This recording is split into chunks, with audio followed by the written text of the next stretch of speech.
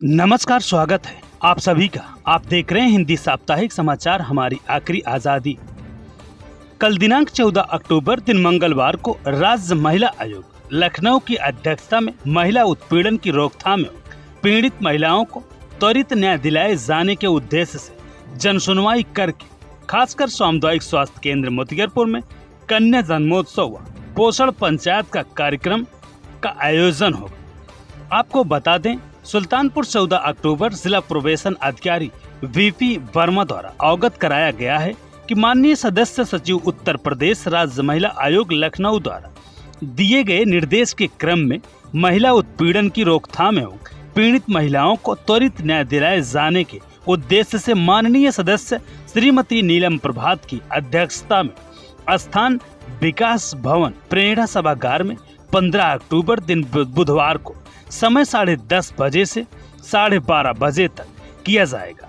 खबर पाते ही कल शाम को ही हिंदी साप्ताहिक समाचार पत्र हमारी आखिरी आज़ादी के कार्यकर्ताओं द्वारा पीडब्ल्यूडी गेस्ट हाउस में महिला आयोग की सदस्य श्रीमती नीलम प्रभात से लिए गए इंटरव्यू में उन्होंने क्या कुछ बताया, जरूर सुनें। वर्तमान में देश में खास करके महिलाओं के साथ जो उत्पीड़न जैसा वारदात हो रही है, होने के नाते और महिला आयोग में एक सदस्य होने की वजह से नाते खासकर सुल्तानपुर जनपद में जो आज आपका आगमन हुआ है, किन किन बिंदुओं पर कल से कार्यक्रम आपका स्टार्ट होगा और अभी हाल ही में केंद्र गवर्नमेंट ने जो लॉन्च किया स्वस्थ नारी स्वस्थ भारत, इन सभी बिंदुओं पर किस तरीके से क्या नज़रिया होगा और क्या सुल्तानपुर जनपद में छाप छोड़ेगी आप किस नज़रिए से?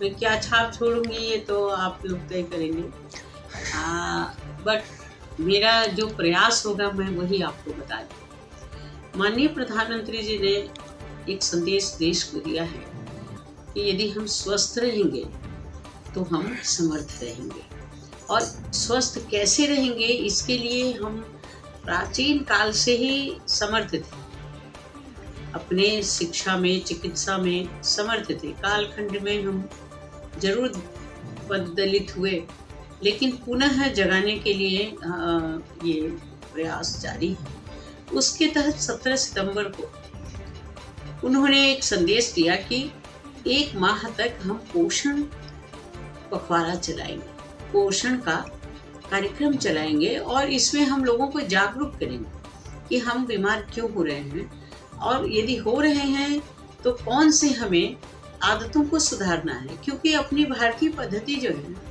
आहार के साथ व्यवहार शब्द जोड़ती है। तो आज जो हवा पानी मिट्टी ये जो प्रदूषित हुआ उससे हमारा आहार तो बिगड़ा ही, व्यवहार भी बिगड़ा। हम हर माह हर सीजन हर चीज चाहते हैं, ये हमारा व्यवहार बिगड़ना कहेंगे आप तो, लेकिन अब इसको और कुछ नहीं किया जा सकता।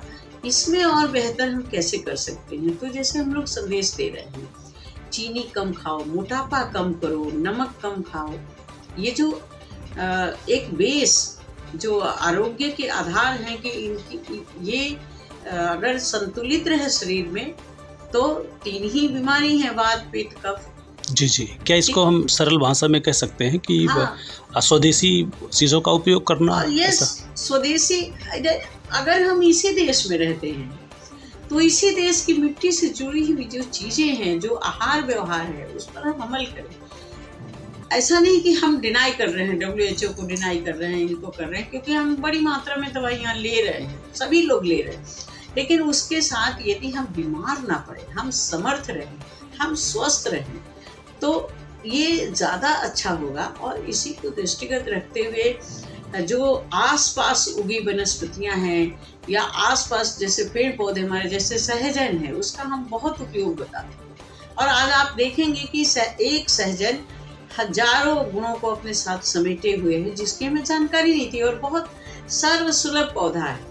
एक जगह आप उसको लगा दीजिए और वो हमेशा हरा भरा आपका रहेगा।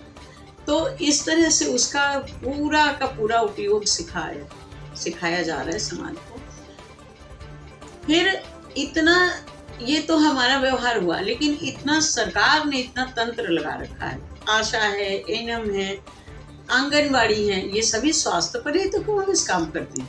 जी तो इनको भी, क्योंकि ये जो पोषण का काम है वो किसी एक विभाग को नहीं दिया गया है, बल्कि एकदम पूरे विभाग का कन्वर्जन किया गया, इंटीग्रेटेड। पंचायती राज को भी कहा गया है स्वच्छता और इन सारे मुद्दों को लेके उनसे बातचीत करने के लिए। साथ ही हमारे जो आंगनबाड़ी हैं उनसे किस तरह से स्वास्थ्य परीक्षण, पोषण, किस तरह से बच्चों की देखभाल, और एनएम और आंगनबाड़ी और आशा को भी उसमें अच्छे से जोड़ के पूरे कई विभागों का कन्वर्जन करके ये प्रोग्राम बेहद तरीके से तैयार किया गया है। और इस पर हम 6 बिंदुओं के साथ आगे बढ़ रहे हैं। मैथिली शरण जी ने कहा, एक महिला के लिए कहा कि वो पाक कला विशारदा और वैदिक जानती है। मैंने एक साथ पोषण ही तो है, ये डॉक्टर भी है वो और पाक कला विशारदा भी है। मतलब उसको पता है कि हमारी रसोई में ऐसी क्या चीजें बननी चाहिए जिससे हमारे पूरे परिवार का कल्याण हो। तो जिस देश में ऐसी नारियां हुई जो वैज्ञानिक भी थी, जो शिक्षाविद भी थी, जिन्होंने सामाजिक रूप से भी बहुत बड़े बड़े काम किए, जिन्होंने ऐसे बालकों को तैयार किया। अगर स्वयं वो लड़ने की प्रथा उस समय नहीं थी नारियों की, तो बालकों को तैयार किया जिन्होंने इस देश का मान रखा। तो ऐसा मैं कहूँगी कि अमित है सामर्थ्य मुझ में, नारियों के लिए अमित है सामर्थ्य तुम में, याचना अब मत करो। अब याचना अब मत करो, क्योंकि कामना करो से। और उस कामना में मैं ये जरूर कामना करना चाहती हूँ कि जो संस्कार हैं वो अपने बच्चों में भरे, आहार व्यवहार का संस्कार भरे। जो आज हम बीमार पड़ रहे हैं, मैं बहुत विवादित बात नहीं कहूँगी यहाँ पर आहार व्यवहार से ही पूरे समाज को ये बात समझनी चाहिए कि हम क्या खा रहे हैं, तद अनुरूप कैसा व्यवहार कर रहे हैं। प्राचीन काल में ऋषि क्या खाते थे और कैसा व्यवहार करते थे, राक्षस क्या खाते थे और कैसा व्यवहार, ये प्रकृति। तो इसी अनुरूप हमको अपने समाज को ले जाना है। मैं माँओं से अपील करती हूँ कि अपनी बेटियों को ये सिखाइए कि तुम निर्मात्री हो, जहाँ जाना है निर्माण करना है, विध्वंस नहीं करना। बल्कि जहाँ विध्वंस हो रहा है वहाँ सृजन करने का सामर्थ्य तुम में है और वो करना। मैं बहुत कम शब्दों में, क्योंकि बहुत सारी बातें हैं जो बहुत बार हर पटल पर नहीं कही जा सकती। जी शुक्रिया।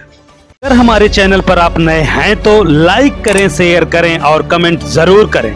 और हाँ, चैनल को सब्सक्राइब करना भी ना भूलें, ताकि आपकी पसंदीदा खबर आप तक पहुंचे सबसे पहले और आप बने रहें जागरूक। शुक्रिया।